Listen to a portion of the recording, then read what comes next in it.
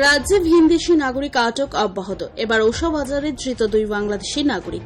রাজধানী এয়ারপোর্ট থানাধীন ওসা বাজার এলাকা থেকে সন্দেহভাজন 2 জন বাংলাদেশী নাগরিক আটক করে পুলিশ। এ বিষয়ে এয়ারপোর্ট থানার ওসি সুমন সিংহ জানান, ওসা বাজার এলাকা থেকে গতকাল সন্দেহভাজন ভাবে ঘোরাফেরা করার সময় 2 জন বাংলাদেশী নাগরিককে আটক করা হয়।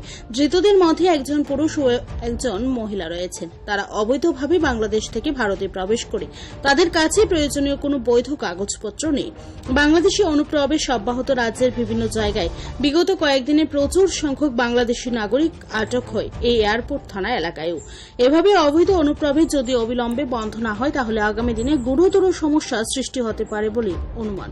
আমাদের মোবাইল পার্টি যখন মোবাইল ডিউটি করছিল তখন ওসা বাজারে 2 জন সাসপেক্টেড পার্সন দেখতে পাই।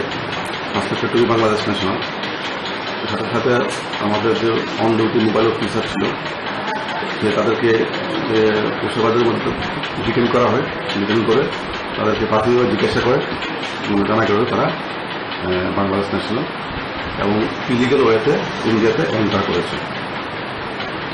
কোথা থেকে এসছে তারা, সে বিষয়ে কোনো তথ্য রয়েছে কি এই মুহূর্তে?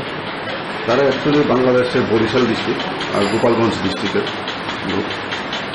তারা এর আগের দিনই ইন্ডিয়াতে ইলিগাল ওয়েতে এন্ট্রি করেছে, হিন্দু বাংলা বর্ডার ক্রস করে।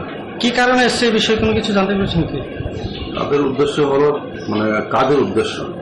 তারা হয়তোবা ত্রিপুরা থেকে অন্য কোনো স্টেটে গিয়ে তারা কাজ করুক এরকম ধারণা। তারা বাংলাদেশ থেকে ইন্ডিয়াতে এসেছে। কয়জনকে আটক করা হয়েছে টোটাল? 2 জন,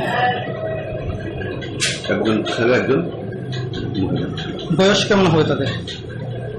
যে ছেলে তার বয়স 29, মেয়ের বয়স হল 22। পরবর্তী পদক্ষেপ কি গ্রহণ করতে যাচ্ছেন এই বিষয়ে? তাদেরকে এখন কোর্টে পাঠানো হবে এবং তাদেরকে আইনের যা করণীয় তা করা হবে। কোর্টে কি আপনাদের তরফ থেকে তাদেরকে বাংলাদেশে পুশব্যাক করার কোনো দাবি রাখা হবে? আমরা আজকে কোর্টে প্রভাব করে দেবো। বাকিটা লানের কোর্টের নির্দেশ মিলে আমরা নেক্সট স্টেপ নেওয়া। Bureau report, Tripura news.